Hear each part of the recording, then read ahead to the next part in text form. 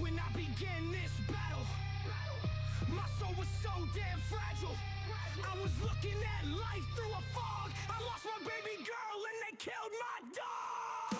I was laying on the bottom feeling sad, thinking about doing bad things, raging fucking mad. I couldn't understand why I was chosen. Then it led to my rage and explosion. I am the one who can make this better. It's my job to make things right. I need to pick myself up. It's time for my biggest fight. Wrap your kids in the Bible. Wrap your kids in the flag. CPS is from the devil. Y'all know that it's a fact. I'm a father that went to jail. I cherish my daughter. It was nothing when they come for her and me. There should have been a slaughter. Stand with us. Make parenting great again. Abolish CPS.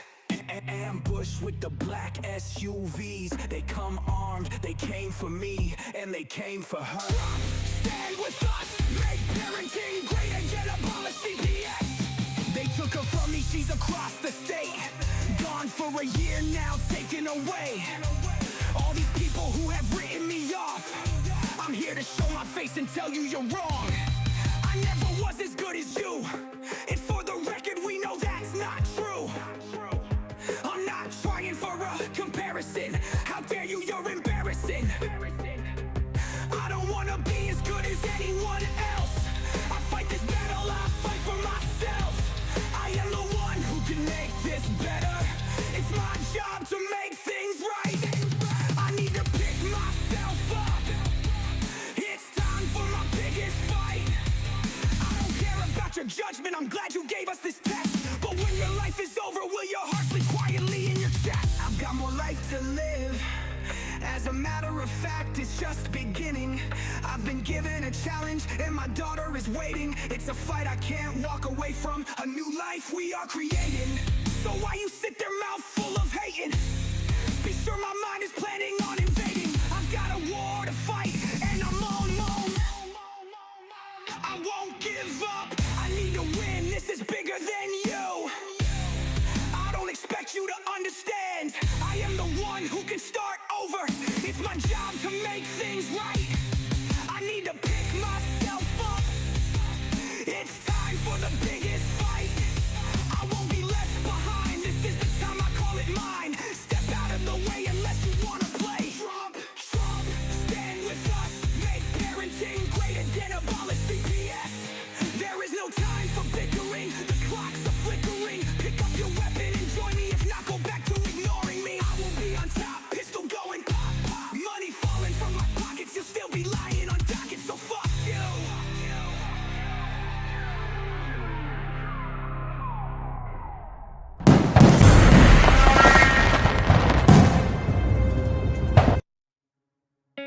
In the United States, CPS makes upwards of $3 billion per day on trafficking and selling our children. The corruption may start with the caseworker, but goes through the judicial system, passing the governor through the Senate and into the White House. The entire system has a hand in the business known as CPS.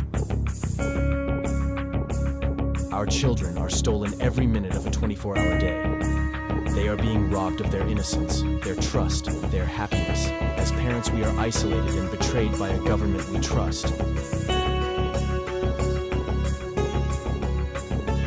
States are balancing budgets on kids' lives. Only 12% of the kids taken will be reunified. Title IV funding is being riveted with fraud.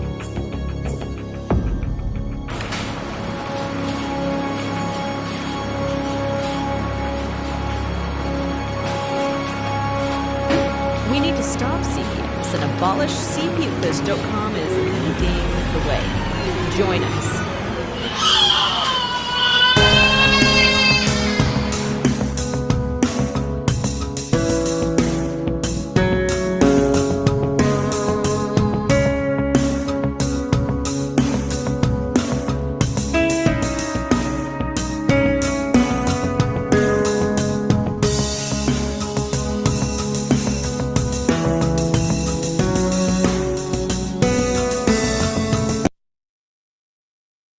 Alright, what's up everybody? I am your host, the CPS Punisher. This is CPS Victims Hunting Justice. As always, we got the chat that's right over here to the right, which we'll pull that up in a second here. We're here to talk some CPS with you guys. We want to know what you want to talk about, when you want to talk about it, how you want to talk about it, what we need to tell you so that you can make sure that CPS doesn't snatch your guys' kids up, or how you get you out of your fight. But listen, we are not lawyers. We are not any sort of way giving you information to be using in your court hearings. This is all for entertainment only. So please take with that what you will. Like we always say to you, make sure that you research anything that you hear us say. If we put it out to you guys, we're pretty essential that it is facts, but for your own safety and your own well-being and everything, make sure you look everything up that any of us say. Make sure that you check out anything that we say to a T. That way, if you decide to act on it, not that I'm condoning you if you do, and I'm not telling you that you can't, but what I'm telling you is this, is that whatever comes out of our mouths will be as fact, but make sure that you check it also. Also, we have a busy week this week, guys. All the same shows are on, so don't forget. We have, let's see, we got Turn the Page coming back. Kim's been out sick, but she'll be back in this week. Obviously, we have our Mustang Danielle that's running wild with everything she's on. Let's see, Tuesday, Wednesday, and Fridays. I'm sorry, at 5:00. So make sure you check her out. We got Vinny's show coming on Thursdays at 2. We got Turn Back the Page with Brenda. I think Brenda's going to 3:00 this week. We haven't heard any verifications, but I think Bring Back Brenda's going to 3:00. Obviously, we have Tiff and the Punisher Monday through Thursday. And we've got this show here Monday through Friday, 10:15 Eastern. We got Gunning for CPS on Sunday nights. Make sure you guys watch that. Sunday night's a freaking awesome night. So far, we got Obsidian's Truth Prevails show from 7 to 9. And then after that, it's Gunning for Justice or Gunning for CPS. And those two shows are just like action-packed stuff. That's not like the traditional nice and easy show here. Those guys are out for blood. They're going for the jugular. So make sure you check their shows out.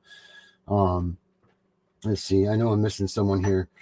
But who is it? I'm definitely missing. Oh yeah, we got Amy. We got Amy with us now too. Amy Wombley. That's Blood Money and Broken Homes. So make sure you check that out. She's awesome. I don't exactly have her nights for this week yet. I'm sorry about that. My apologies. Just because she's new, but you guys, if you haven't checked out her first episode yet, you need to go back and watch that because she told her story and it's amazing. It's an amazing story. So make sure that you guys go back and check that out. It should be it's definitely in the list of things, and I will get better at putting these categorized things together on the YouTube channel so that way you guys can find these videos easier, because I didn't ever expect to get us to having this many things, and we're growing, guys, and that's because of you and all of you helping us. And we're getting heard. Our voices are getting heard. We're getting louder and louder and louder, and let's just keep doing it. So if you got anybody that wants to be on one of these shows, if you got someone, if you got it in you that you want to try to address and be a host of a show, we'd be more than happy to. Also, don't forget, if you guys are actually looking for a lawyer, make sure you go to VincentDavisLaw.com. I'm not sure if that's really his website, but if you type in Vincent Davis, check him out. He's also he is a CPS lawyer. He is one of the best in the business, if not the best in the business. So make sure you guys check him out. Look up Vincent W. Davis online. He's got a ton of shorts, a ton of things that you guys can check out that we're going to start putting over here too as well. Because I'm back. That's where Mr. Davis is where I got my start in doing all this stuff, and he's taught me a lot of everything I know. And we're going to start working together again, and all of us getting this information out so that way we can get our kids freaking home. But for real legal advice and all of that stuff, check out Mr. Vincent Davis. He also has a platform as well, but check his stuff out. And Tiff and I are on Wednesday nights with Deidre over there on their show. It's Are you a CPS victim like me? Sorry, my brain is fried out there for a minute. So we're on there on Wednesday night. But obviously we broadcast it through here too. So there's just what we got coming up. The website, guys, I know it's not done yet. It will be done. I apologize for that, but I'm only one person, and thankfully I have Vinny to help me out in some of the things that I've needed help with. He's been doing a great job with the managing aspect, but there's just still, this stuff we're not small potatoes anymore, and that's all because of you guys. So thank you guys very much for bearing with us. I know that it hasn't been perfect, and I know things have been more than more than not on the schedule, but we're trying to get a schedule down, so we're right on top of things.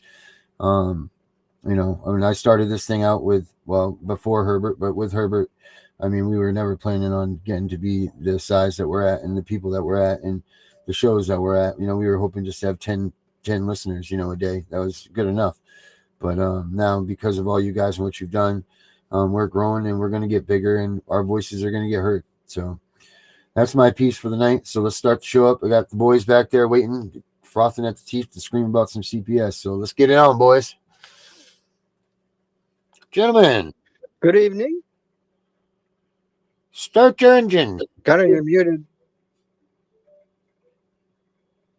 Unmute yourself, Gunner. I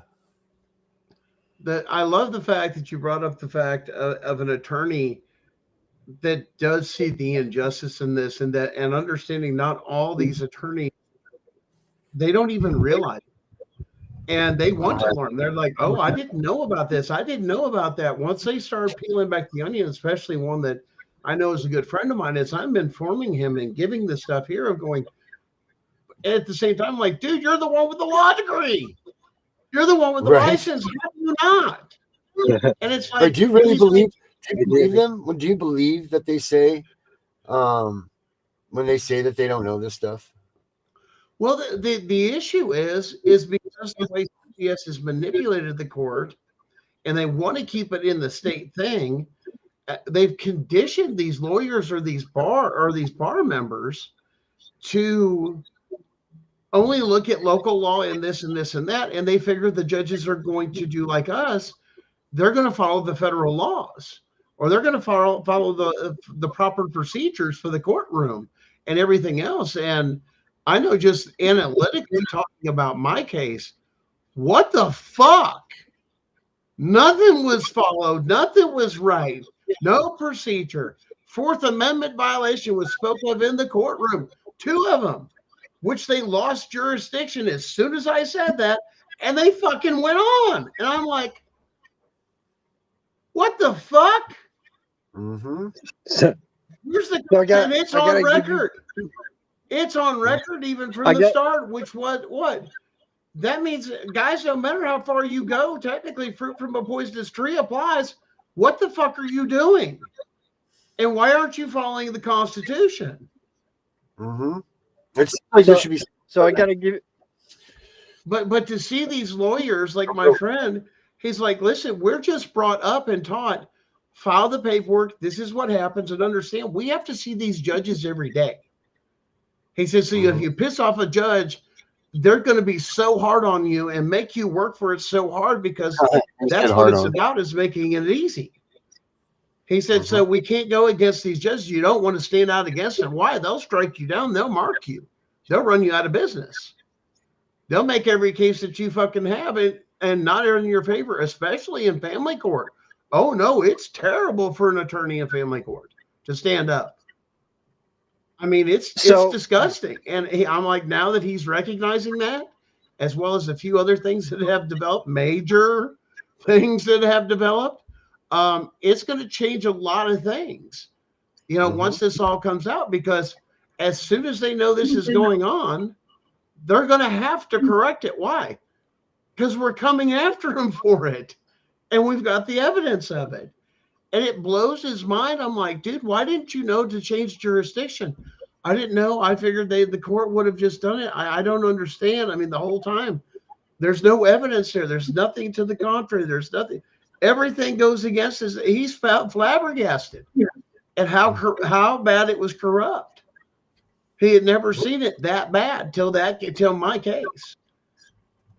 And so they're doing this to attorneys all over. You find the same thing. Why? Because they don't have a federal license. See, if they don't have these licenses properly, that's when you learn about their licensing. A lawyer's got to have a private license or a public license. Okay, if you do one, you got to have both of them. But if you practice, like say a judge says to an attorney, "Hey, you're going to be their GAL." Well, unless that attorney has a license for public, they can't serve in that position legally. They're not allowed in there. They're practicing a law a public law without a license. And then you go to federal court. It's a whole different thing. You got to have a separate license for it. And the large majority of your family attorneys don't have federal licenses, which makes no sense to me. You would think every attorney would be able to go to the state court all the way to the federal court, but that's not the way they've stacked this. So it's good to see you have good people that are coming out, noticing this broken system the same way we are as practicing attorneys, and going, what the hell? And that's like, yeah, you see our point now? And even the attorneys are beginning to, some of them wake up across the country with things. And the other comment is the end of that video you just put, Darren, that it talks about the money that CPS gets. Let's not forget in that calculation the money you and I spend out of our own pockets that's not even on that. That's money they get from the government, not just us in the court. So now you add that number on top. Now you see how profitable it is. Yep. It's freaking, it just goes and goes and goes. Vinny, what is it that you were going to say, bud? So I have a funny for all of you tonight. And I found this to be hilarious, and so did Mr. Obsidian, what I just did. So I sent an email out to every single one of the caseworkers involved in my case, and the guardian ad litem, and the GAL, and the Attorney General, and the notice was this. Notice a violation of constitutional rights. Dear CPS, DHHS workers, and supervisors, I am writing to formally notify you all of the violation of my constitutional rights as protected under the United States Constitution and Bill of Rights. It is imperative that you understand the gravity of these violations and the legal implications they carry. So the one that I threw in there that got a big fucking chuckle out of Obsidian is I threw in there the 16th Amendment, which states, while the 16th Amendment primarily addresses income tax and financial penalties or obligations imposed without due process, may also be challenged under this amendment.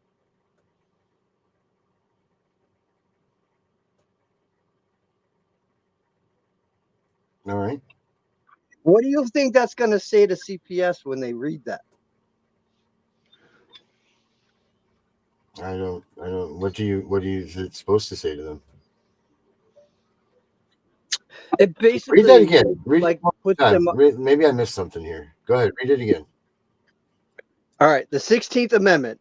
While the 16th Amendment primarily addresses income tax and financial penalties or obligations imposed without due process, may also be challenged under this amendment.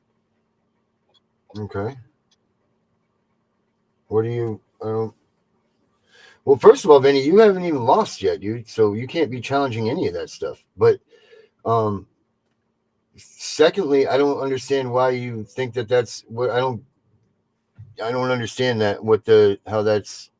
You there with that, Gunner? You understand what he's saying here? Because I'm kind of missing it. I get where he's coming from.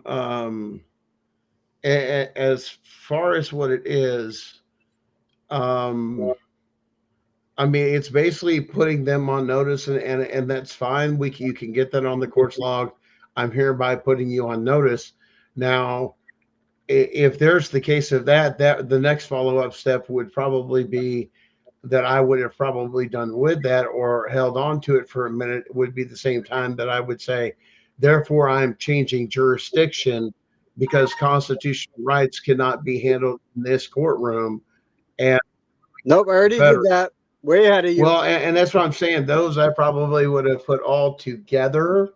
Just as nope, I did all of them separately for a reason. Okay. Well, like I said, it's some things you can bridge, some things you can't.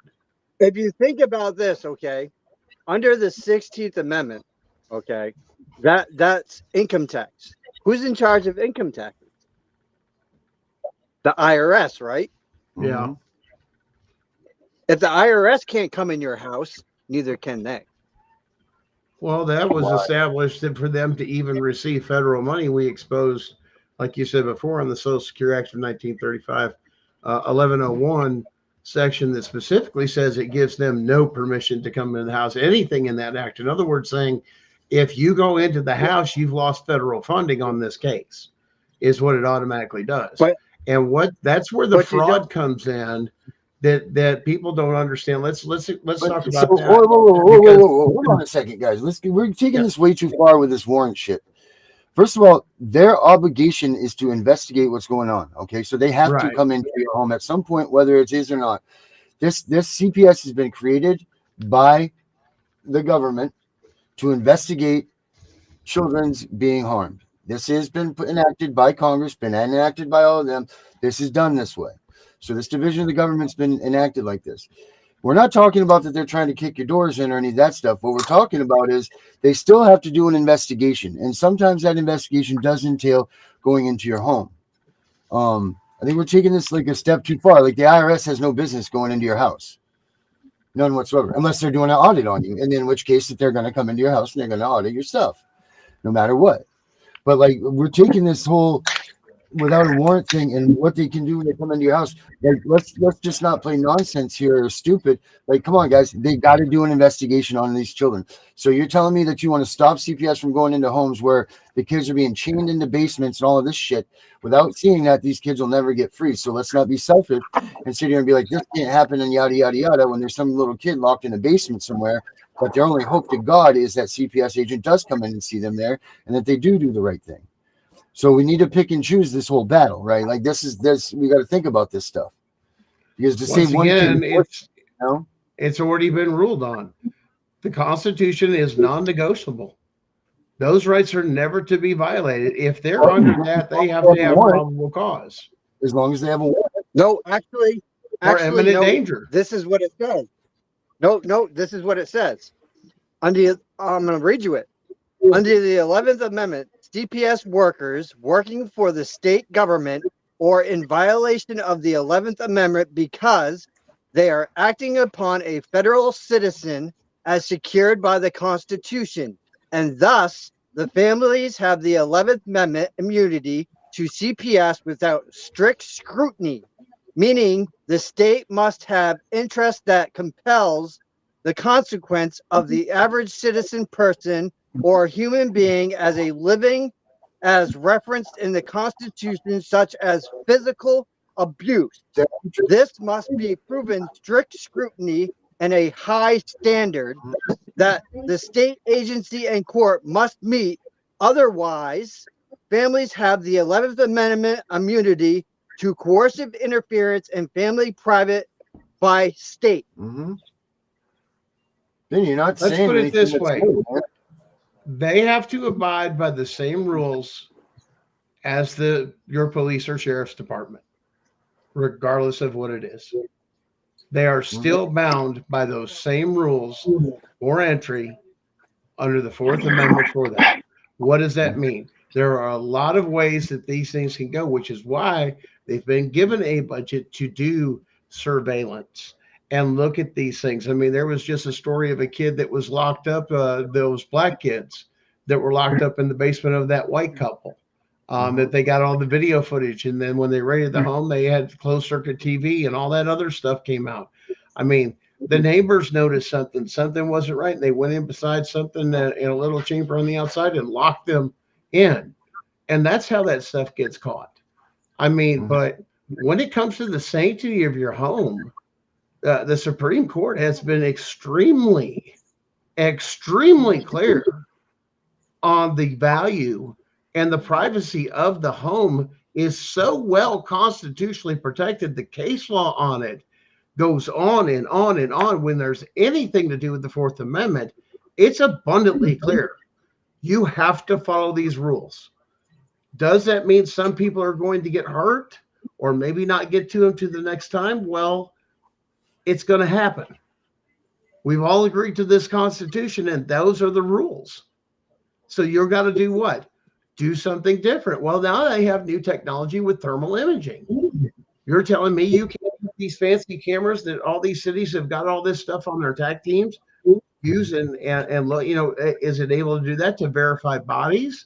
Or isn't that not a violation of your rights too, though? You can't just go seeking. that's the other question that comes out. What are the rules on that then? Because yes, there's a lot of different things: sonar, X-ray, drones. I mean, they're using all sorts of different things, and that's where we have to work out with our technology is what's acceptable and what's not without violating the constitutional rights of the people. But just a plain straight out of coming in your home, they have to do an investigation. Well, if you need in my house the same way for the police, get a warrant, and then you better be specific on what you're looking for and or a court order saying that you can come in. But nonchalantly just picking through all your shit like these people are doing, it's breaking in the homes and going through all their shit. I mean, some people have their houses like, I just cleaned and made everything, and they're flipping shit over like it's a fucking prison inspection. I mean, people have filmed So this. let's touch on that. Let's touch on that, okay? Since you want to bring it up, we're going to touch on it. All right. So I'm going to read you 2 amendments. I want you to understand what I'm reading you, because when I read it to you, this is direct. This was pulled from the Bill of Rights and the Constitution. This is combined, okay? 4th Amendment. The 4th Amendment protection against unreasonable search and seizure, any unwanted intrusion into my home or personal life without probable cause or a warrant constitutes a violation of this amendment. Now, 5th Amendment. The 5th Amendment ensures the right to due process and protections against self-incrimination, any actions taken without proper legal procedure or coercive interrogation, where they interrogate you, okay? Interrogation infringes upon that right. It's pretty clear.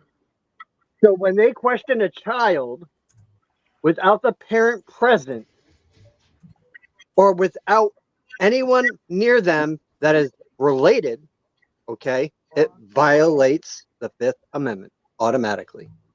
And it's a 4th Amendment, right? If they do it on your private property in your home and question you and your children, because there's already federal case law on that saying that's also considered a 4th Amendment seizure. So the object is all this bullshit of coaxing their way in. Oh, I'll get them. Well, they said I could come in. Bullshit. The federal case law has closed that loophole completely of saying, if you don't have these 3 things, you don't get into that house. Bottom line, you don't go in. And the stuff I'm seeing by police departments, sheriff's office, videos, CPS workers, you're violating constitutional rights of those people. Even though you have a right for an investigation, you have to still follow the policies and procedures of getting a warrant and not violating their rights. As soon as you cross that threshold with no warrant or no court order or no imminent danger to do your investigation, you just committed a felony of breaking and entering and deprivation of rights under the color of law, because you're doing it as the employee of the state. Bottom line. Because in Galt 387 versus U.S., okay, this was in 1967. The landmark case established that juveniles have the right to due process with extended to case involving parental rights and custody.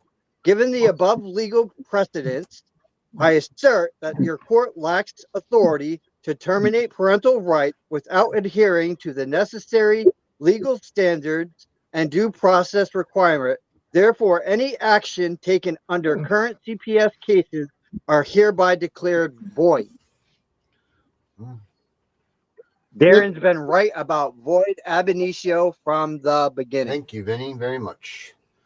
But they won't recognize any of it, and that's half the problem. They have to. Oh, I know they should. They should do a lot of things.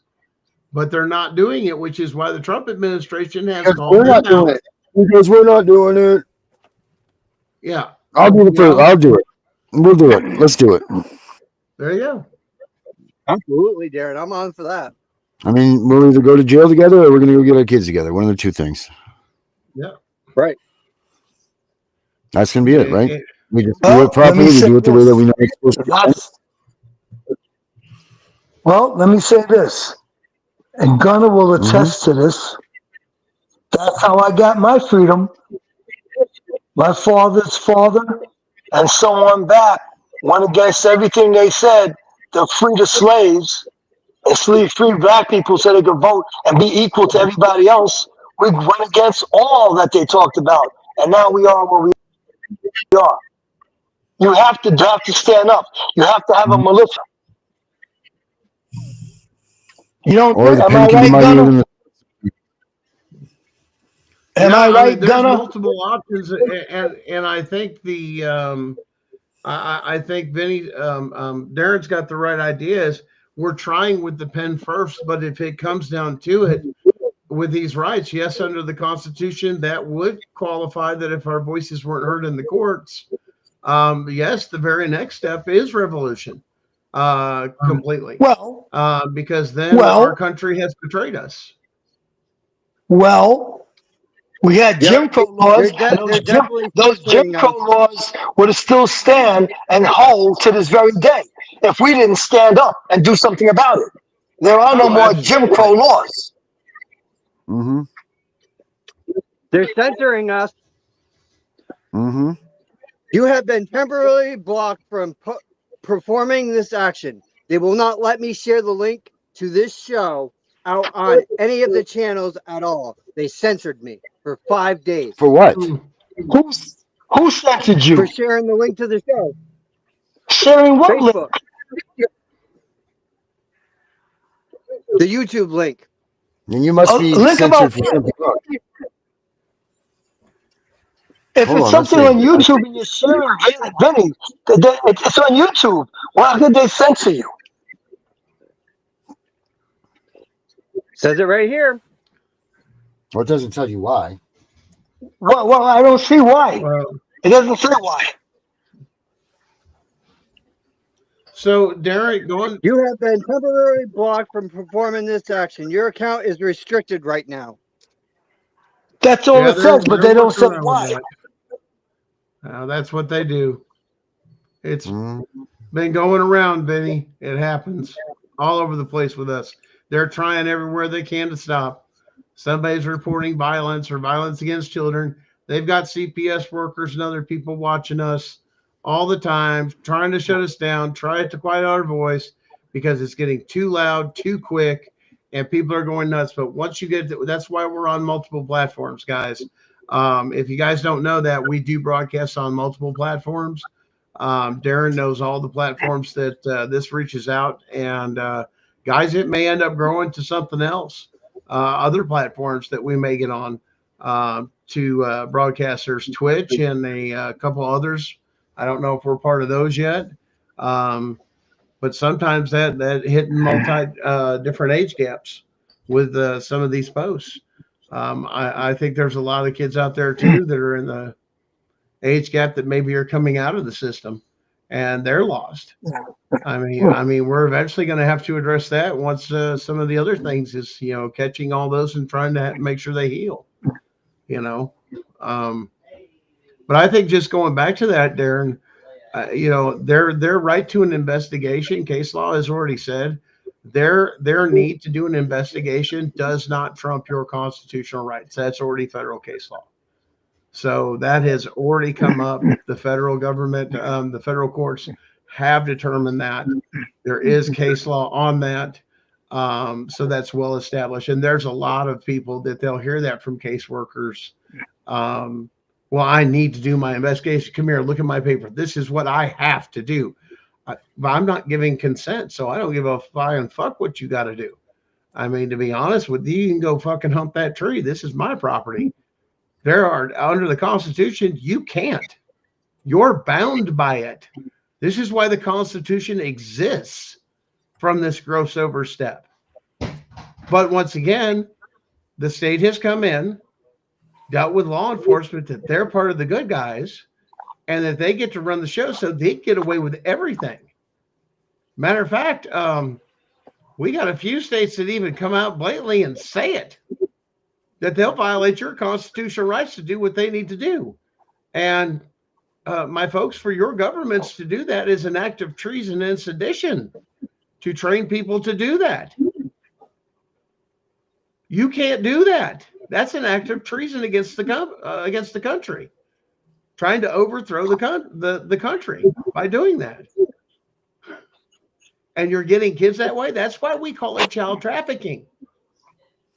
Because if it was in a real courtroom, as soon as you entered the door, your case ended where it began, in a real courtroom. Because that judge should have said, where's your warrant or court order to go in there? No, case closed, dismissed. That's where all you judges and magistrates fucked up and didn't do your constitutional audits on your cases. And that's what's going to bite you in the ass. Because all those documents are there as far back as you've been serving. That one's going to hurt. See, we know where the evidence is to get all of you. We know where to look. And that's the whole thing. You guys think it's slick. You've been getting away with it for a long time, making tons of money off of doing this shit. It is going to end. Trump knows about you administrative judges. The DOJ knows about your judges. And you've already been warned. We're coming for you motherfuckers. They just don't know how yet. But they will. And once all the dots come together, that means if your case was dismissed, hold on. If that happened and they drug you through all this stuff and your case should have been dismissed and they got federal money for that, that's called fraud against the United States government. That's a felony. And all these people conspire to do it. You see how big this is when it comes down? Mm-hmm. Boom. I should have never been in court. Why? Fourth Amendment violation right off the bat. Why didn't you change jurisdiction? Nope. Because they're going to keep it in that court illegally. That's what every one of those judges and magistrates are doing. There's your corruption. All across all 50 states. And it's all in their own paperwork what they did. That or they have multiple cases of some kind of eye disease that out of sitting on the bench and being there and hearing over 200 cases or 300 cases of CPS that you constantly overlook how they gained entry into the home to even get a report or do anything or gather more evidence. It was an illegal search. Why are you letting that into the courtroom, Judge? The evidence is there. If they got the evidence, you need to question how they got the evidence legally. How did you obtain this? I see you entered the home. It's right here on your little report. You entered. Where's your warrant of court order? These judges had an opportunity to stop all this for all of us. Had they done their fucking job. When I come back from the gym, I have to go to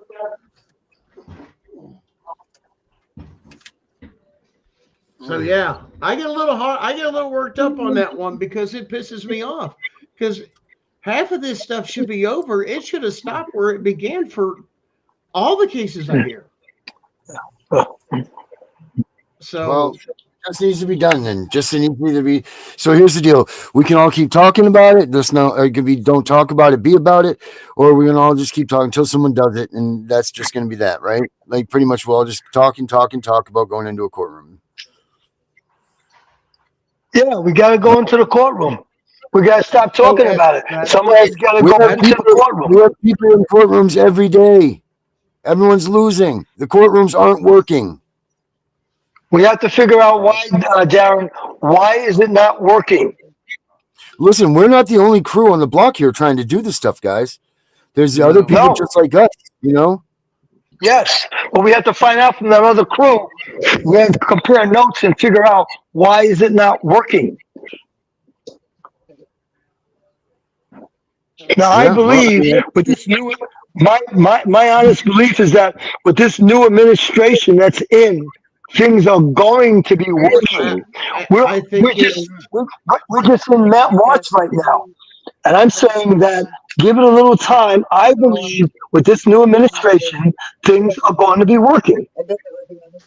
I think also the case is going to have to probably stand out as being so bad and so publicized and exposed so much, even to the point of, we'll say, a case that once you finally get it done, you could walk into the DOJ and say, we need to have a conversation, and I'm not leaving till we do. That this is what I've got, and turn around and say, on top of it, you've been communicating with them or something, to where there's somebody that has a foothold there to make a difference. That now I'm going to give you the rest of the story besides everything else, and it kind of put the pieces together, because right now they're searching. They're trying to see how Social Security is getting robbed. Department of Human Services, they've looked into some of those things here, that they're trying to look for these connections. And we're trying to make the biggest noise of saying, guys, look over here and apply what we have or what we've been saying. But they've got 1,000 people like us out here with podcasts on TikTok, and as well as other distracting things, to take people's money and scam artists and all this other shit that people have done on top of what's been going on. Um, it's a lot to sort through. We're in an information No, overload. So, I mean, no, we got to deal with that component too. no, Gunner. I hear you. I hear you loud and clear. But you notice they're going step by step. Yeah. So now they're hitting social. Okay, listen, they're hitting Social Security right now. Then it's going to be Yes. another federal agency. Then it's going to be our agency. It's just a matter of time. I mean, when they start Still, jumping on the ATC, air traffic controllers, that was one thing. Then they jumped into was another thing. So they go from department to department to yeah. department. It's just a matter of time, and our department will come up. I Yeah. believe that. I really Oh, believe. it I really definitely, a believe lot of it that will our come up. department's in line. Huh? I think a lot of the programs, a lot of the programs are being cut. Absolutely. And there's some, No, dear no, God, they no, were no. just a I'm not talking about waste. programs. No, I'm not talking about programs. I'm talking about departments. I'm saying, you notice they're hitting one department at a time. I'm saying it's Yes, just a they're matter of working their time. way They're through going to be different coming ones. Yes. right, right. And in a matter of time, it's going to be hitting on because there's so many thousands of us. They will be looking into CPS. They'll I be looking at agree, the but they're also judges. doing something else on the other side. You realize that Pam took and went with the FBI director and demanded the rest of the Epstein records that are sitting in New York, that they won't release over a political thing. And basically, they sent the letter of saying, get your house in order and start here, is basically what that was, is saying, that's ours.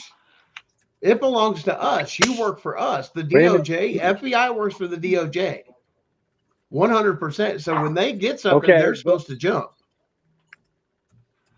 but here's the problem, okay? And let's spell this problem out. I just seen this posted from someone in another group.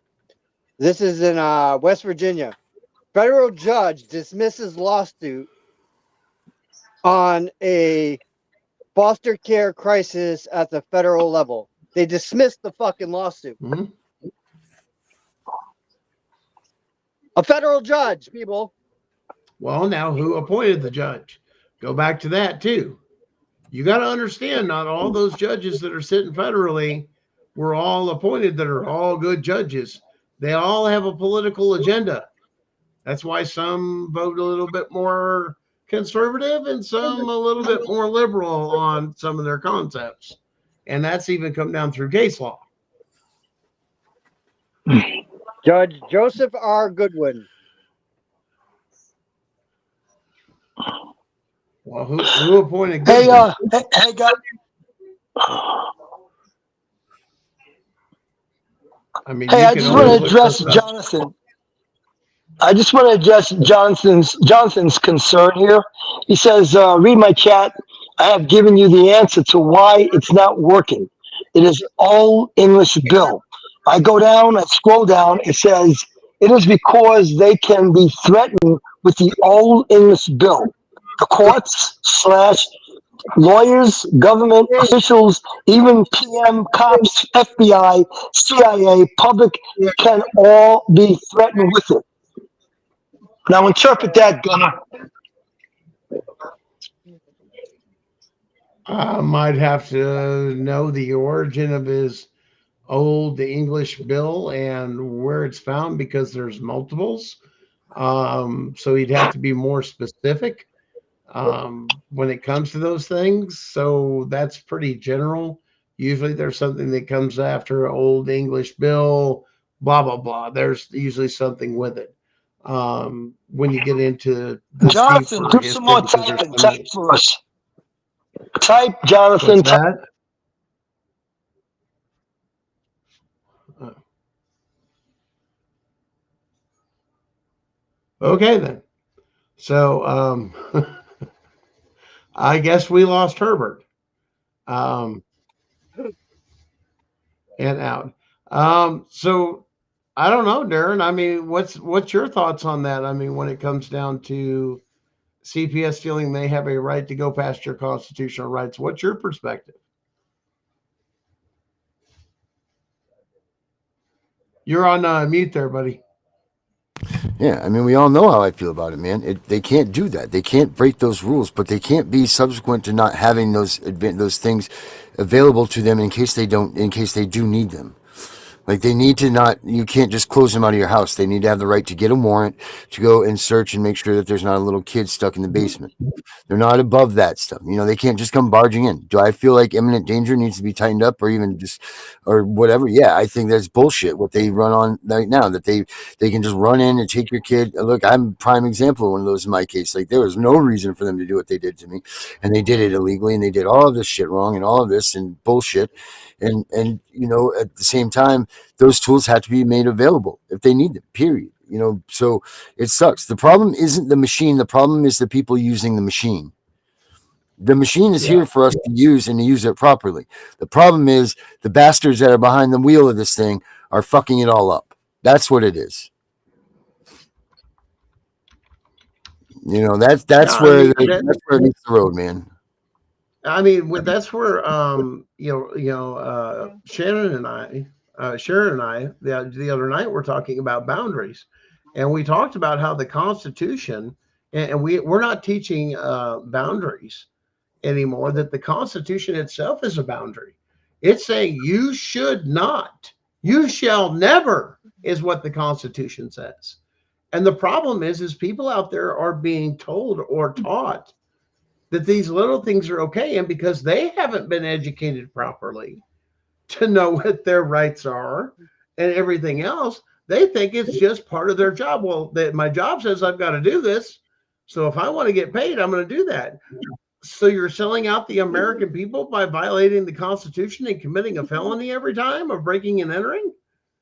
I mean, think about this for a minute, that they don't think about it. No, I'm protected by the state. But you're not protected because of the Constitution. And the caseworkers I've talked to about that is just like, what the hell? You know what I'm saying? I mean, I'm flabbergasted that no, I'm so nice to them when I come in. I do this, I do that. That's called coercion. It's illegal. Oh, no. These caseworkers are appalled that you're telling them they're committing a crime. And they try to justify it. I mean, I've talked to several of them. I know, I mean, Vinny, Darren, have you talked to several of them too? I mean, and we've had some on the show at the same time. What the hell?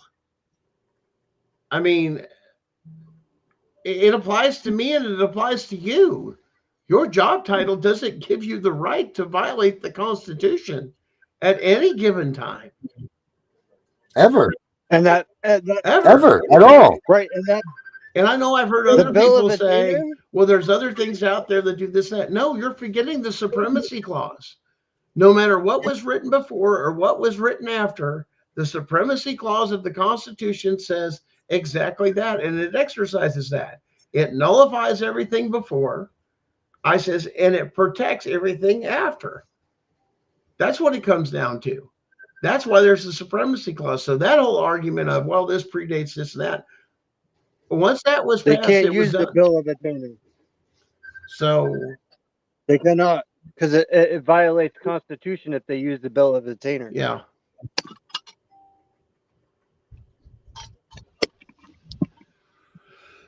Yeah, up there in Canada, man, you guys got it fucking rough. I mean, Bill of the way Attainder, your man. I was government just was reading done. about that. That's some serious shit. The Bill of Attainder. Mhm. Yeah, I was just reading it too. It goes past judicial branch. Mhm. Yeah. That's some serious business, man. That says, yeah, it allows you to be punished before you get before you even. So I guess CPS is like that, right? Like they take our kids and steal our kids before You're we do guilty that. before You know? we did it, and you have to prove yourself innocent. That's not the way our Constitution reads. It's innocent before guilty. So unless I'm convicted of a crime, why do you have my children? There's my Mhm. other. Well, that's What's just it, the crime? and they're getting away with this under that whole bullshit of the No, whole they try bullshit. to hold criminal court and civil fucking court is what it is.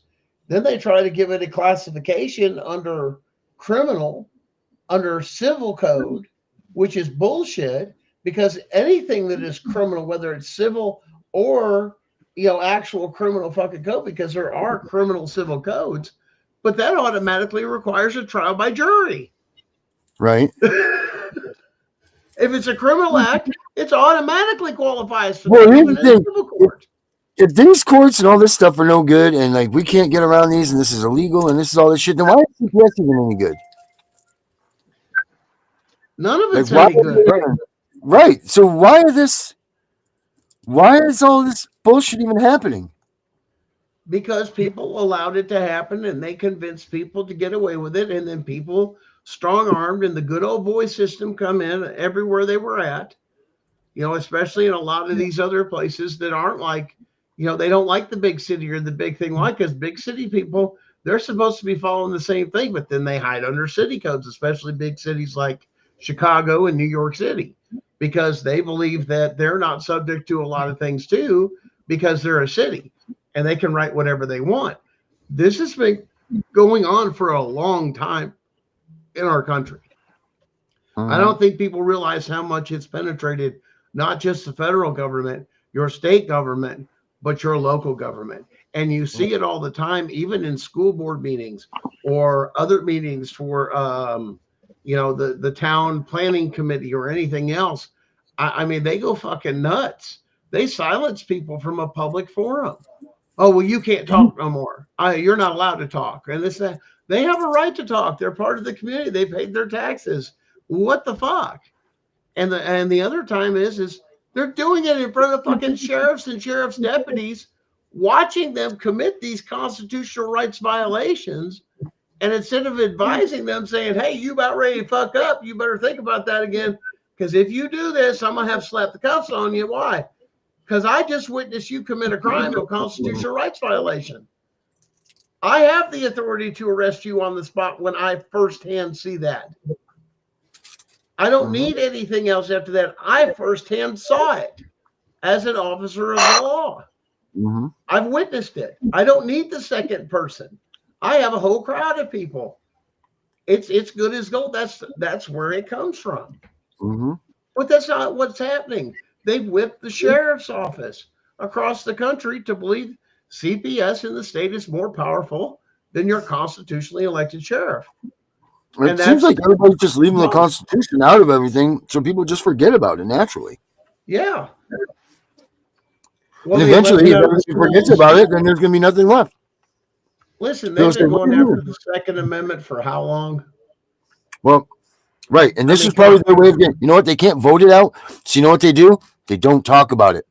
And they just keep letting it fade out. Like the Civil War. How many people are going to remember the Civil War in 1 or 2 generations? Nobody's even going to talk about it. or what it was really about. Mm-hmm. Exactly. Or, you know, let's not get both sides of the story. Of course, how are we going to know? Because they tore down the statues. Because we hate that part of history. What are you going to find out on those statues and those people? Mm-hmm. You start tearing Put the down, damn I statue. start wanting to learn more. Why? What's in there? Mm-hmm. What's it traced back to? Why? Because that's called shame. Yeah. And they're trying to hide it. And who's that fight They're really trying to hide against? something. Mm-hmm. So, and I agree with that. constitutional rights, man, they are not supposed to be even flirted or danced around. You're supposed to stay away from them as far as you can. Protect yourself. They're supposed to have a school on that. Instead, they're going around teaching CPS and police officers how to gain entry on difficult homes from parents, teaching them to coerce themselves into, oh, yes, into the home. Your law enforcement is being trained this. We know all about the training school that they're going to.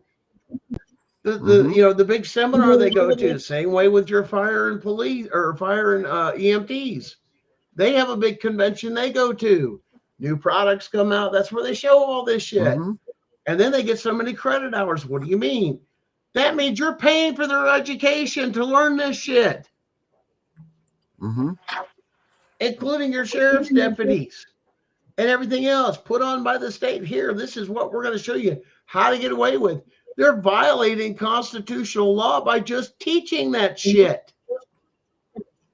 Mm-hmm. That's where you need to go, is to all the way to the source on who's teaching this shit, this bullshit liberal thing of flexible constitutional rights bullshit, and throw them under the fucking bus. Agreed. Who goes there? You say go there. Who goes there? Who's gonna go there? Go to what? The conventions? Go down to go, stopping them from teaching all this shit. Who goes there? Who's gonna go there and stop them? Who? That's an act of treason and sedition for teaching that alone. Who should stop it? Gunnar, I'm asking you. That would be the U.S. Marshals. The Supreme Court. That would be no. What do you think the U.S. Marshals? What do you think the U.S. Marshals? They go through training too. One of the oldest. U.S. Marshals is one of the oldest institutions that is back there. I mean, it predates the FBI, the CIA. It predates all of it. U.S. Marshals have been around for a long, long time. I agree with you. But the U.S. Marshals are being taught tricks too in the academy.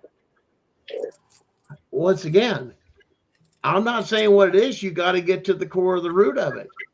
When it comes down to it, you're right. We need to do some change in training and train the right fucking way to get in or do the right thing. But see, that doesn't advance their careers or this or that. It's kind of like Bob's your uncle, nudge, nudge, and turn the other way.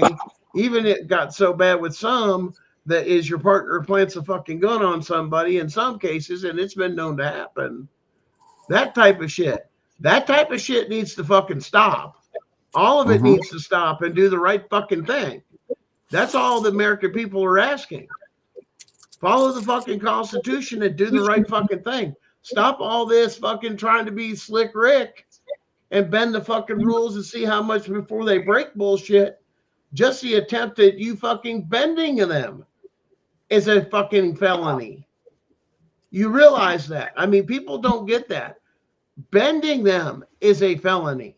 Well, no, these are absolutes.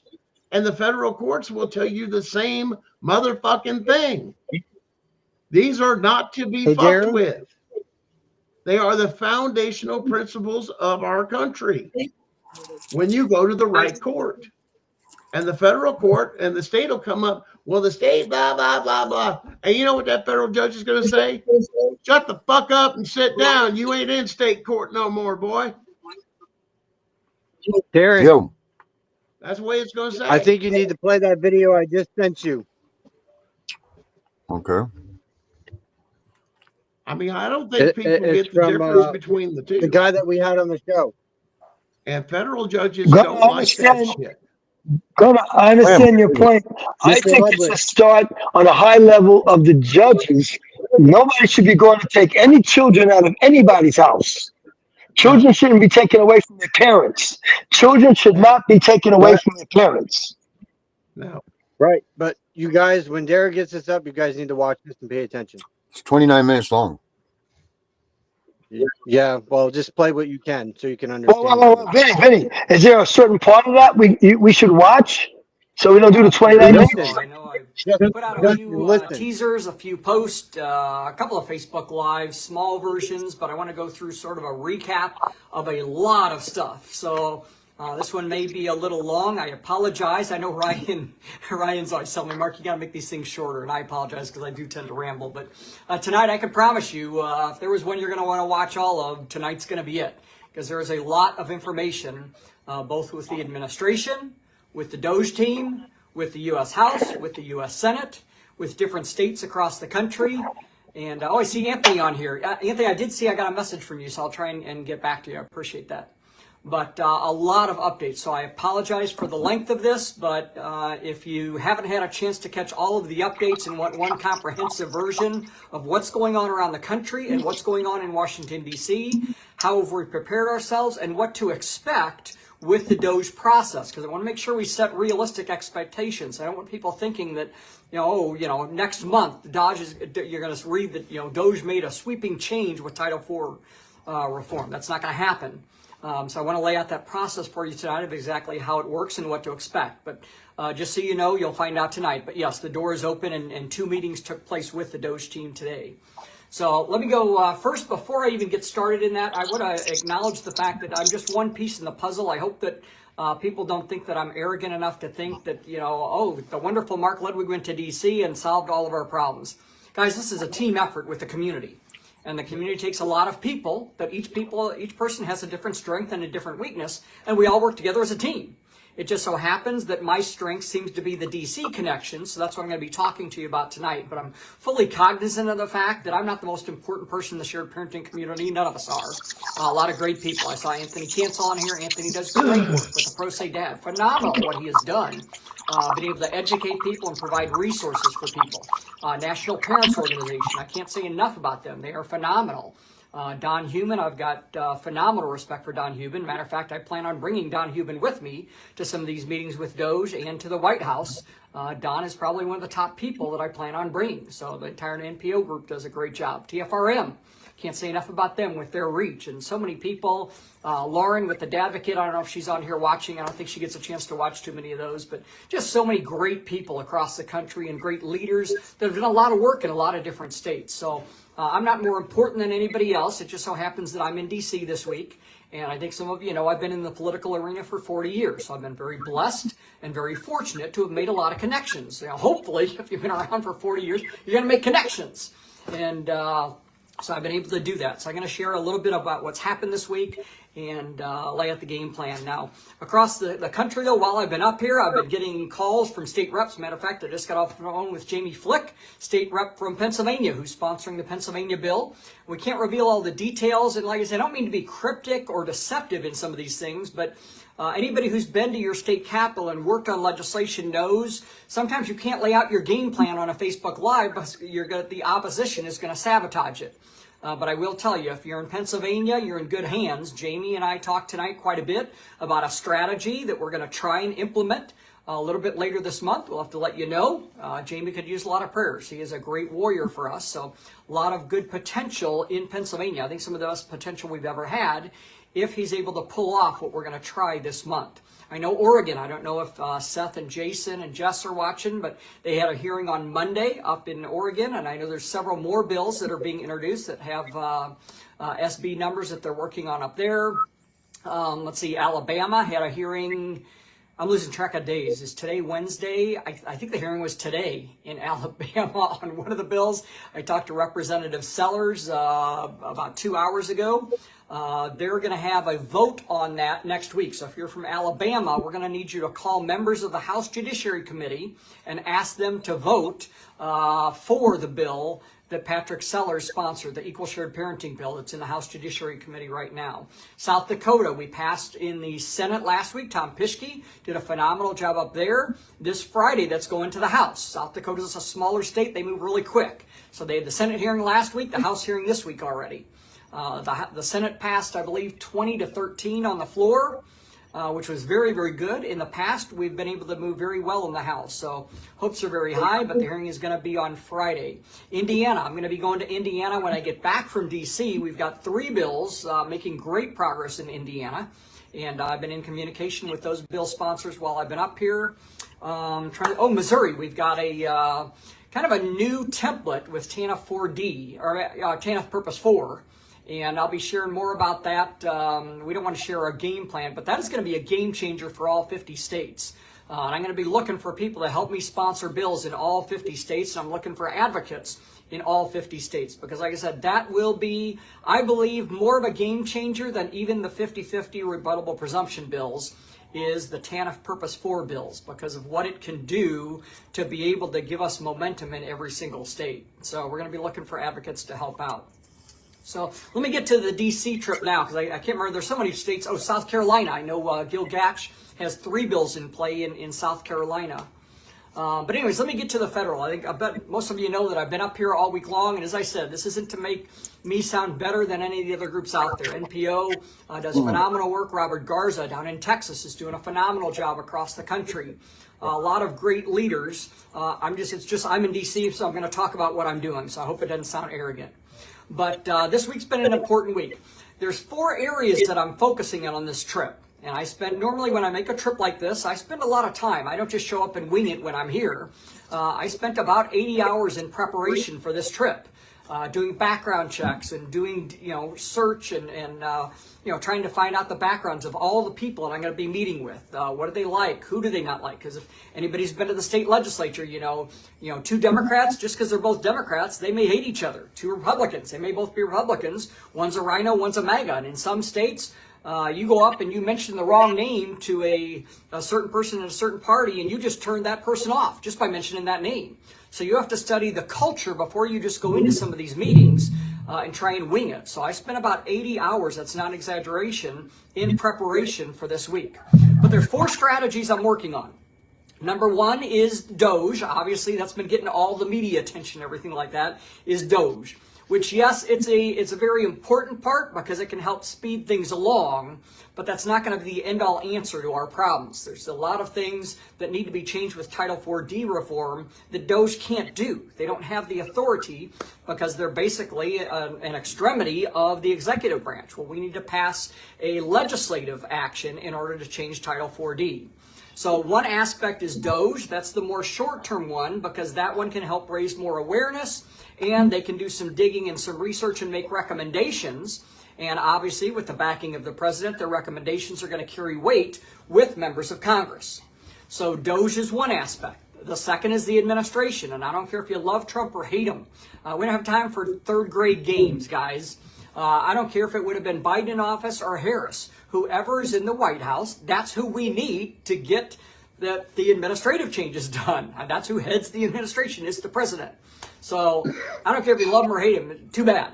That's the person who's in there right now. And it does just so happen that if there was ever going to be somebody that could make changes, Trump is all about change. As I said, whether you love him or hate him, he's not status quo. He is shaking the apple tree, and that's what we need. We need somebody that's willing to shake things out and say, wait a minute here, just because we've been doing this for the last 40 years doesn't mean it's right. Things need to be changed.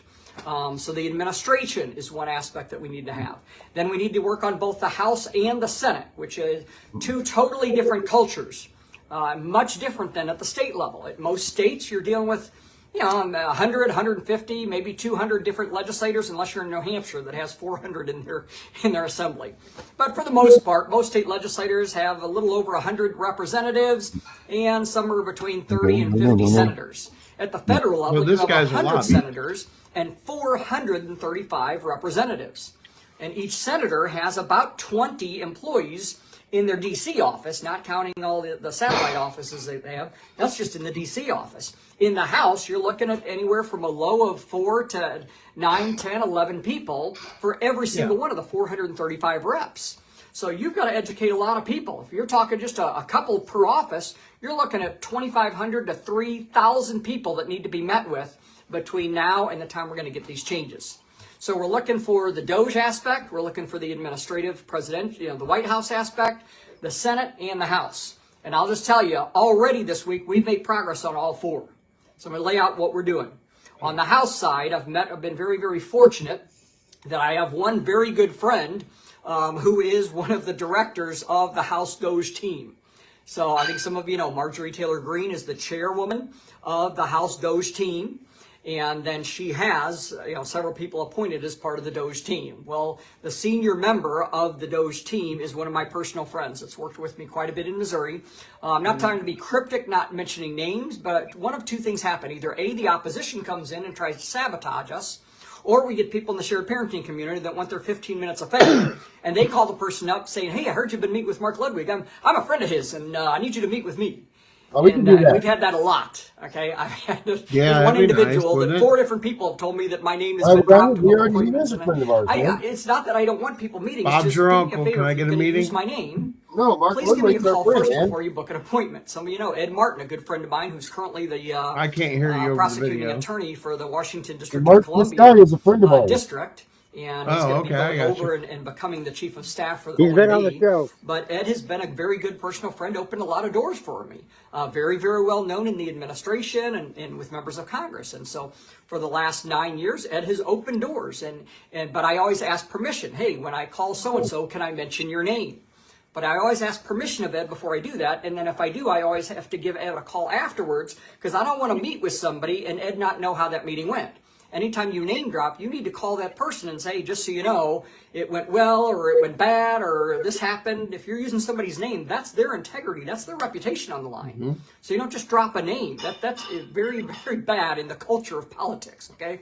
So I'm not trying to be cryptic, but I'll just tell you, one of the senior members of the DOJ team is a personal friend of mine. So I had a great meeting with him today, with his staff. I did also get a chance to meet with the person in Marjorie Taylor Greene's office who is handling DOJ, because she's not the one who really does a lot of the stuff. She appoints a director of her caucus that she has with the DOJ team, and that's one of the people that I got a chance to meet with today. So on the House side, we're doing very, very well. And then there's 2 other mini caucuses within the House that they're not a part of the DOJ team, but from the legislative aspect, these are teams that we're going to need to meet with. And there's a high possibility I may get to speak to the caucus, which is kind of nice when they let an outsider come in. I'm not going to get a lot of time, so it's not like I'm going to razzle-dazzle them. But I'm looking at possibly coming back here up here in April to get about 5 minutes to talk with these 2 caucuses. And that's powerful instead of having to email the information and hope that they talk well about it. Which doesn't always go our way. We want somebody inside. They don't always let insiders into these caucus meetings, though. Normally it's legislators only or their staff assistants. But it looks like I may be invited in April to talk at that caucus meeting. Now over to the Senate side. The Senate side, we're doing very well. We're very fortunate that 2 very good friends of mine are in the Senate. Senator Eric Schmidt and Senator Josh Hawley. And I don't mean to sound like I'm name dropping or something like that, but they have been good friends. Those of you that know me personally know. I've been to Eric Schmidt's house long before he ever became a member of the Senate. Levi's been to his house. We have pictures of Levi in his living room. So I'm very fortunate that because I know them very well, they give me leverage and credibility with their staff. And the Senate side at the federal level, those Senate staffers have a lot of credibility and do a lot more than you think. It's not like at the state level sometimes. These are people, because at the federal level, they're dealing with thousands and thousands of issues. Most of those legislators will never read those bills. There's not enough time in the day. So they 100% rely on a staffer. And those staffers are on their game. I mean, they're putting in 10, 12-hour days, sometimes 14 and 16-hour days. They study, they research, they know their stuff. And they've got the credibility, so they can call other staffers and get together and do negotiations and things.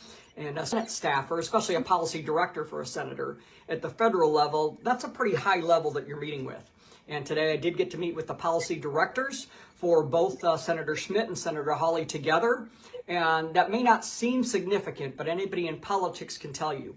It's one thing to get a chance to meet with a senior policy director. At the federal level, trust me, that's pretty big to be able to do that.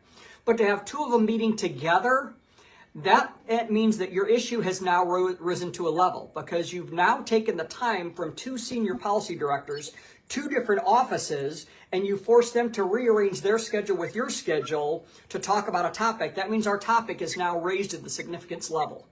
And so we're making very good progress in the Senate side. Those of you from Alabama, I will be meeting with Katie Britt when I come back in April, and also Langford's office from Oklahoma. So if you're from Oklahoma, or if you're from Alabama, I'm going to need you to contact your senator's office and put in a good word, because once again, they want to hear from their constituents. So it helps to have that third-party validation that, hey, an issue that's affecting me as a resident of Alabama or as a resident of Oklahoma, Mark's coming to meet with your staff. That really gives credibility to the meetings that I have with them. On the House side, by the way, one person, and I can't tell you why, but there's a person that is very influential in some of the negotiations that are going on right now in Illinois. So if you're from Illinois, if you're in Mary Miller's district, send me a private message. It used to be Shimkus's district, but now it's Mary Miller. Mary Miller holds a crucial role in some things that are going on behind the scenes. And I've got credibility with her, but it helps for her to hear from one of her own constituents. That carries weight because she's got a responsibility. So if you're in Mary Miller's district in Illinois, please shoot me a private message, because you can have a lot of impact with what we're doing behind the scenes. At the White House, I did meet today with the director of OPL, which is the Office of Public Liaison. That's the one that would handle part of these issues. And I met with that director at the White House today. That meeting went very, very well, extremely well. And I'll be meeting with on tomorrow and Friday, Vince Haley, who is the senior policy director for Trump. Nothing happens in that White House without Vince. I mean, everything goes through Vince. So Vince will be at the policy meetings. I'll be out tomorrow. Jason Miller will also be at those policy meetings. Now, those policy meetings aren't just for Title 4D, so I don't want you thinking, oh, man, the White House is just open up the red carpet here and they're meeting with Mark. No. They're policy meetings for a bunch of different issues, and I've just been invited to sit in on this policy meeting and give some input. So I don't know how much time I'll have. I do believe I'll have at least a little bit of face time with each of them. And I've got a strategy of something that I need to get accomplished with them. Once again, I can't lay out the whole strategy, but could use some prayers, because all I need is 3 to 5 minutes of FaceTime with Jason and 3 to 5 minutes of FaceTime with Vince to get a strategic part of our plan accomplished.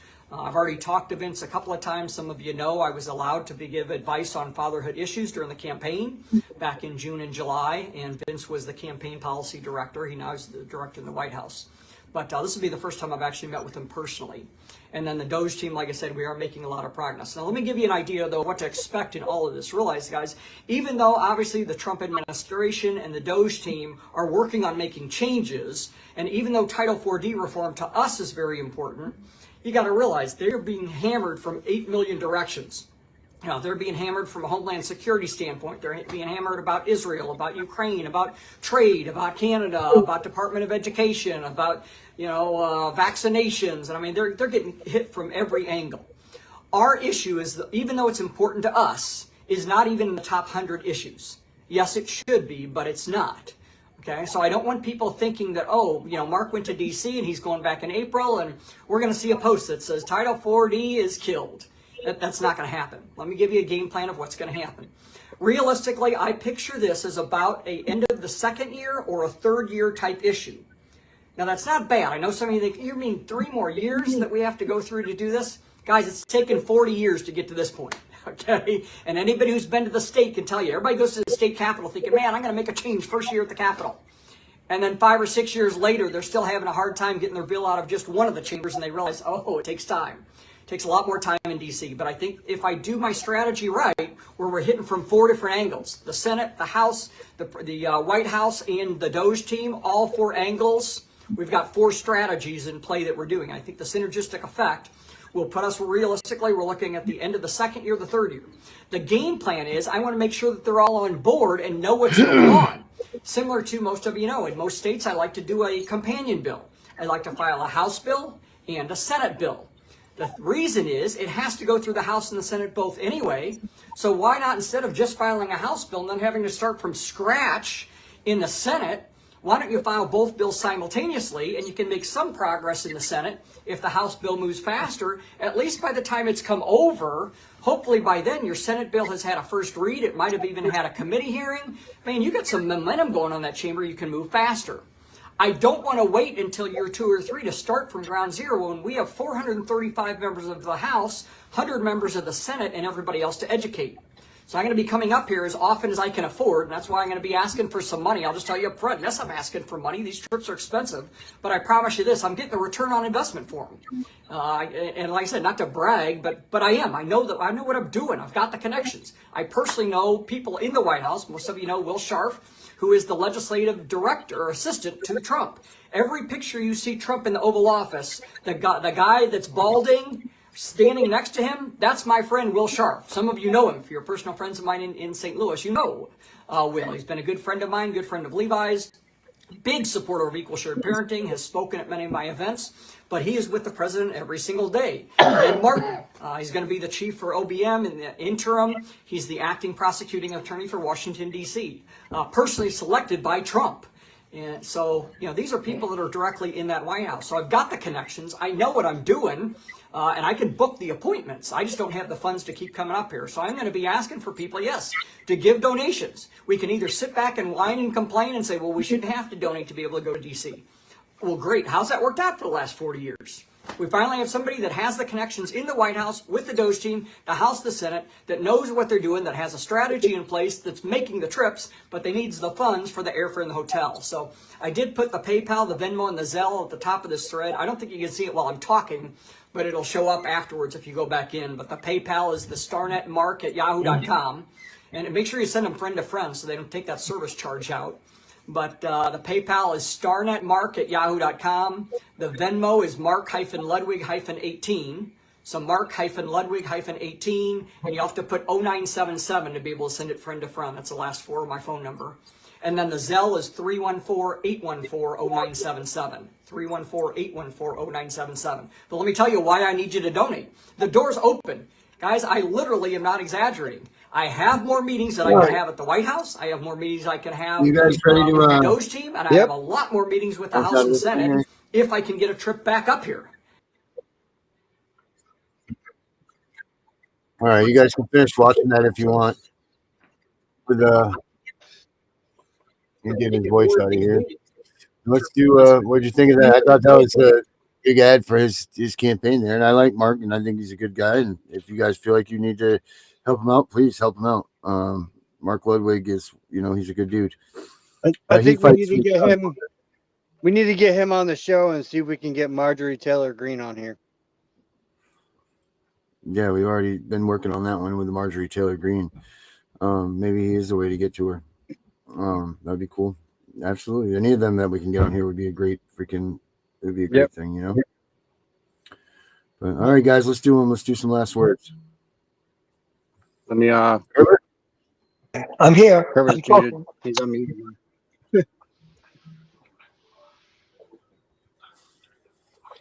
Let's hear it, Herbert. Am I unmuted now? You've been unmuted. Some last words, buddy. No, I wasn't unmuted. I was muted before. Last words are, don't let CPS into your home unless they have a written warrant or order that allows them to come in, and stop arguing with the police. They're not the people to argue with. Take it to the court. I like that. Take it to the judge. All right. Don't argue with them. All right. All right. Got it? Guys, the Constitution of the Fourth Amendment is so well established with case law, with the Constitution itself and everything else. I don't understand why, and the ability to protect. Listen, even the ability to protect that Fourth Amendment, that home of yours, even with your Second Amendment, it was so important to our founding fathers. Your home is a sacred place. It's a place of refuge. It's supposed to be a place of healing. It's supposed to be a place of family.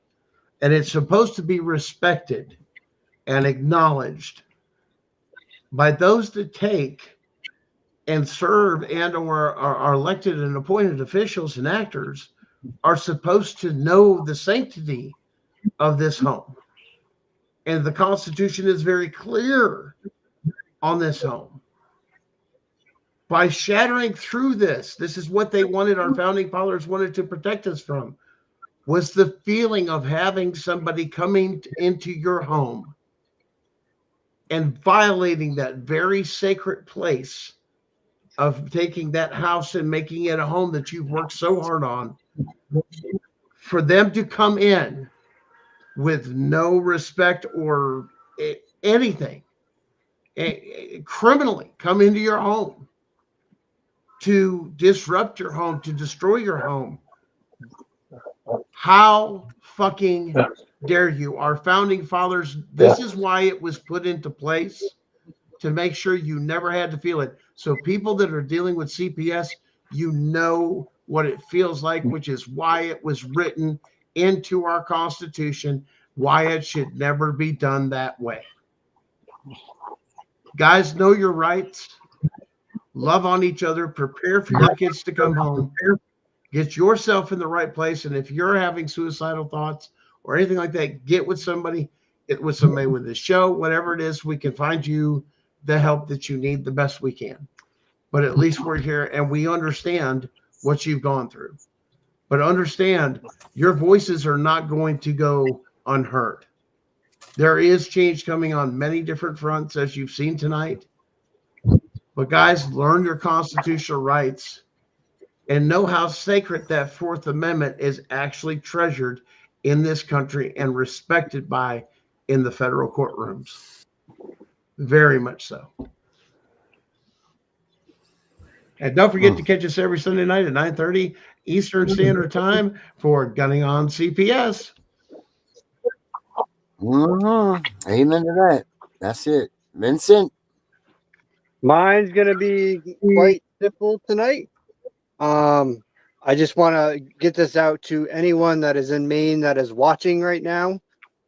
If you go to Wessel for Maine governor and you go down on his page, you will see that tomorrow there is a hearing.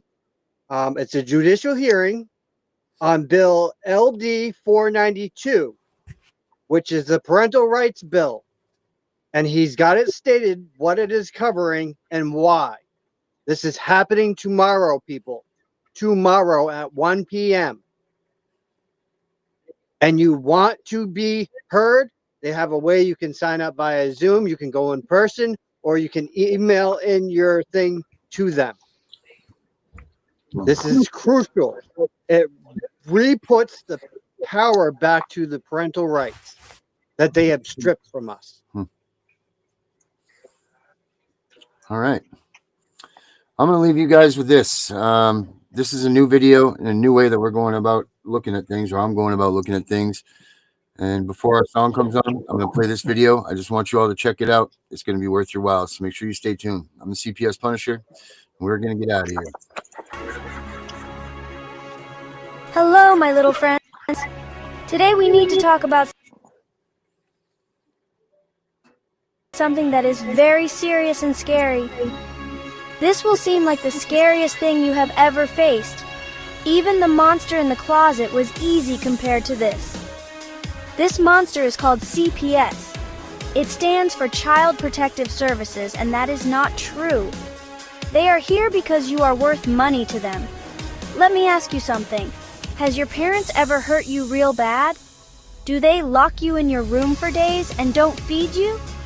Have they ever made you do naughty things with them? If your answer is no, then we need to continue this lesson.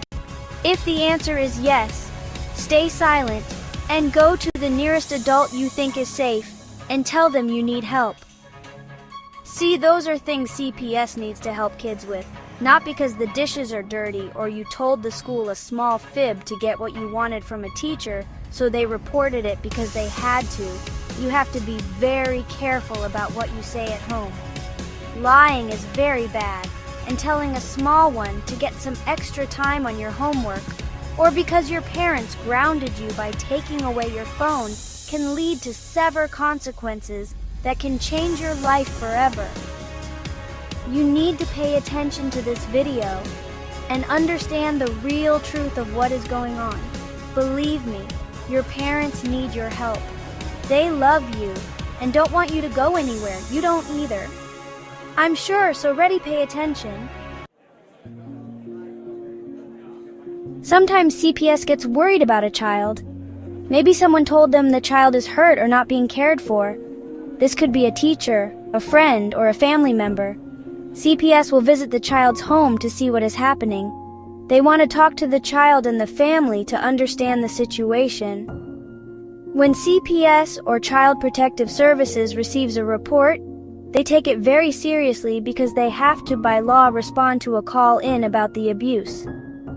They say the primary goal is to ensure the safety and well-being of the child, but we know now that they need us kids to keep the operation moving, so they have made it a lot harder to keep the kids at home. They try to remove you for any reason at all. You'll hear them say imminent danger. This means that things are so bad at your house, if you don't get out of there, you're going to die. Do you think that you're safe in your home? Or are you worried that you might die at any moment? If that's the truth, you're scared for your life, turn this off and go to the nearest adult you trust and ask for help.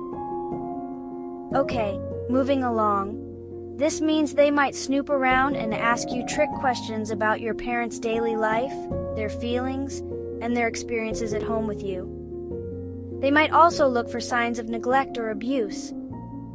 CPS workers are trained professionals who are there to get a bonus to adopt you. Do not tell them a thing about your parents. As a matter of fact, do not say anything except "I want my parents," or "I want a policeman to stop you from questioning me." You need to say, "I am using my Fifth Amendment right at this time. Do not ask me any questions without my parents present." They know they can twist your words or interpret what you say different from what you mean, and they will do that. They will pretend to be your friend, your mom or dad's friend, anything to get you comfortable and begin spilling family secrets. Do not fall for those tricks. All you have to remember is, I am using my Fifth Amendment right, and they have to stop questioning you. They will lie and threaten you, but don't believe it. They're trying to scare you. But you watched this video and you are aware of this thing called the Constitution. When CPS visits, you have rights. You can ask for a trusted adult to be there with you. This could be a grandparent, teacher, or another adult you feel safe with. You don't have to tell the CPS worker anything. This is because you have rights too. This country was built on a set of standards that every man, woman, and say it, child get to enjoy as free Americans. The Constitution has a whole bunch of rules that the government has to respect or they are breaking the law, and that's a whole other video. What's important here is a couple of articles specific to what is going on in your home and how you, by way of the Constitution, can help your parents fight this evil CPS. First Amendment, freedom of speech. You are allowed to say to whom whatever, whenever you want. Of course, we do have respect and morals, dignity and consequences. So we don't always speak our mind to certain people, and it's why there's a saying that goes, there is a time and place. Like we said earlier, you say you insert your Fifth Amendment and we will get back to that. But CPS will say you can't talk about your parents or ask questions about what's going on. They are wrong. Your right to free speech is protected under that amendment. So if you need answers from certain people and CPS says no, you tell them your First Amendment right protects you from their censorship. They will bellyache, but they will get over it. Remember, comma. You have the right to express your thoughts and emotions freely. If you don't understand something, it's perfectly fine to ask questions. Fourth Amendment. Listen closely, kids. Unless CPS has a piece of paper in their hand with a wet signature, that means the judge really signed it, and you can see the ink separation. Don't worry about that right now. You just need to know that they need a warrant, a real piece of paper with all the names of your family on it, and a bunch more info your parents will need to look at. Don't let them in. If your parents aren't home, don't even answer the door. If you forget that part, it's okay, just don't forget, "Can I see your warrant?" That's all you need to say and doing. Coming through your door. Fifth Amendment, and then this one, this in a nutshell, says you have the right to be quiet. You don't have to say anything and won't be in trouble. You're protected by this document known as the Constitution. Always remember, your voice matters. You are not alone in this process. There are people who care about you and want to support you. Don't hesitate to speak up and share your feelings. What we have gone through today doesn't begin to touch the information plot DNY and your parents when this will take you away. If you practice isolation met accusations you heard today, a CPS investigation will be over in a jiffy and you'll be back. It is very important you understand that these people will not help Yopu. They will hurt you, take you away and put you out into a world your parents have protected you from. You'll learn more on the next message. Until then, don't do anything unless a parent okays it when CPS comes around.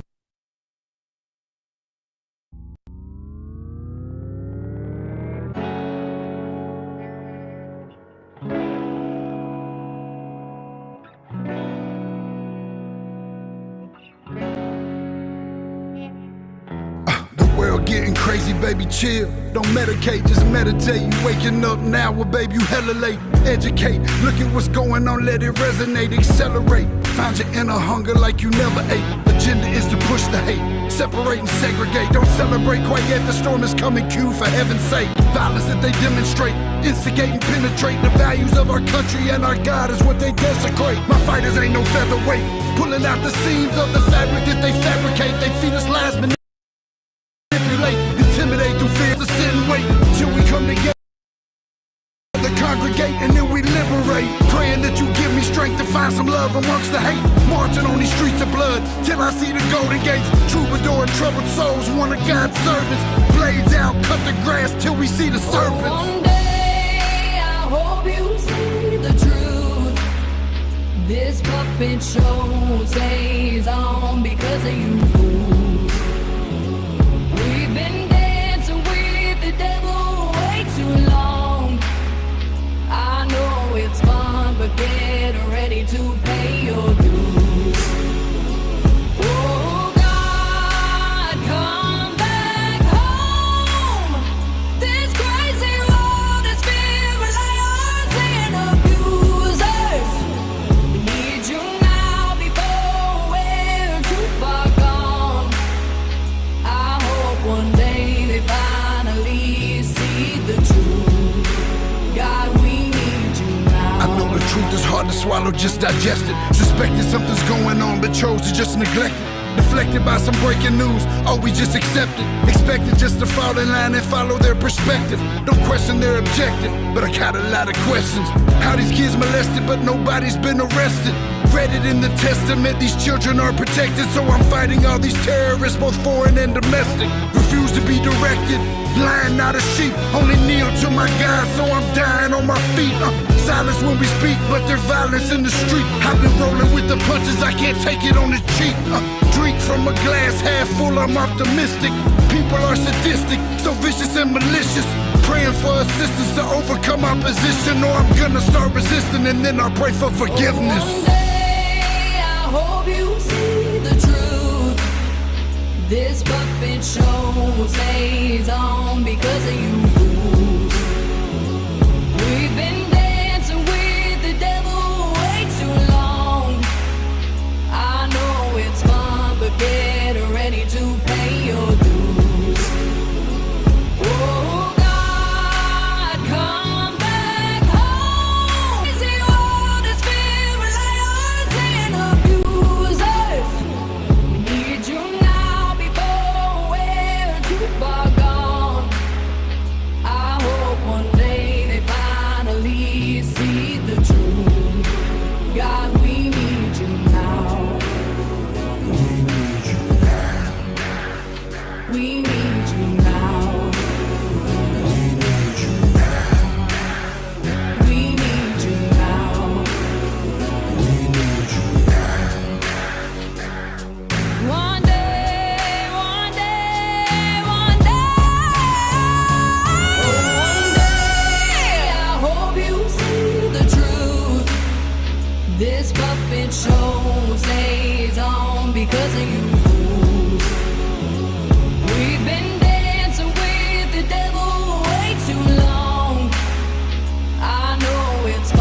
again.